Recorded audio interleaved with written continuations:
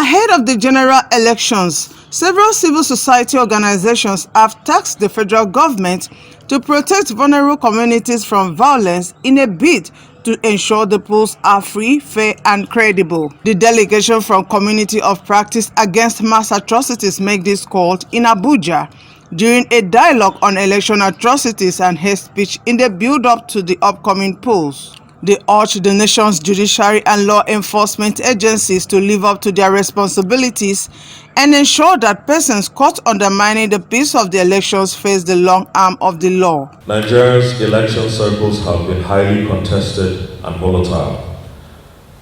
As we draw closer to the 2023 general elections, it is plain to all that this circle of elections could be more violent than anything the country has seen since the return to civil rule in 1999. Ahead of the 2023 elections, it is the case that the prevalence of election-related atrocities, as well as their impact, is reinforced by an underlying crisis of insecurity which already endangers a significant part of the country on a level unseen before since 1999. The proliferation of arms and light weapons, the divisive political rhetoric of ethnic and religious high levels of citizens' mistrust, a floundering economy and decades of maladministration of critical institutions, including the justice system, readily flags ember of early warning signals that the upcoming elections will be highly volatile.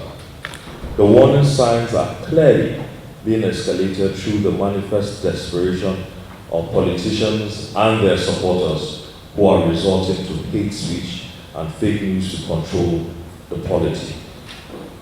Nigeria cannot afford any further violence. The community of practice will seek collaboration with public and other institutions in different parts of the country, as well as with traditional non-government partners. We are particularly gratified that in the southeast Nigeria, the Secretariat of the Truth, Justice and Peace Commission in Anambra State has agreed to lend its weight to this project. And we are hoping that candidates, political parties, faith, civic and public institutions, and office holders in other parts of the country will follow this example. We call on the government to secure vulnerable communities as highlighted in several reports. If elections do not take place in these communities, or if they are marred by violence, then the elections cannot be considered to be free and fair and would have failed irrespective of who wins. INEC had complained in just a month ago that they faced over 600 cases in relation to pre-election matters alone and rising. We therefore call on the judiciary and the law enforcement to act in the interest of democracy and the well-being of our nation. We call on Nigerians to join us in being vanguards of our civic space, especially social and broadcast media. Document and report observed incidents of hate speech, records of fake news and other forms of incitement to electoral violence to the Secretariat of the Community of Practice Against Mass Atrocities in Nigeria and its partner organizations. We again reiterate that Nigeria is already suffering from multidimensional forms of violence. Added to the endemic sufferings Nigerians are already enduring from the economy and weak institutions, we cannot add an extra layer of gunpowder to the fake news and hate speech to our polity. Violence in Nigeria is increasingly having increased monetary value. It seems violent groups are becoming more aggressive in their attempt to attract gullible politicians. It looks like the more violent you are, the more politicians are interested in your group in working with you to jeopardize the electoral process.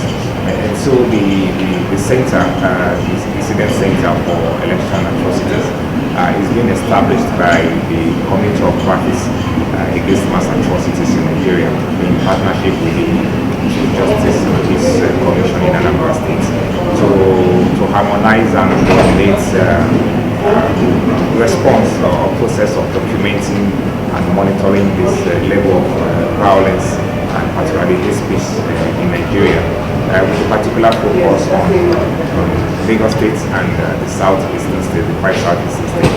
For obvious reasons, in recent times there have been very disturbing level of atrocities, election atrocities going on in this site. And then in the last 4 years, for example, there have been 50 attacks on INEC facilities across Nigeria. Majority of these attacks has been in the southeastern states and of course in Lagos. This year alone we've had 8 attacks on INEC facilities in Nigeria, and we cannot allow this to continue to happen. People are making very atrocious statements that are inciting people into taking actions that are unguided. People are making statements that are causing people to commit atrocious actions, and people need to be made accountable for their actions. And that is one of the things that this center is seeking to achieve. To see that we are able to generate evidence in a coordinated way, evidence that somebody should be made accountable for his actions in terms of any atrocities that will come out from that person's either by way of statement he has made or by way of actions he has taken. The actions that he has taken have led to loss of lives or damage to properties during these elections. So people have to be made accountable for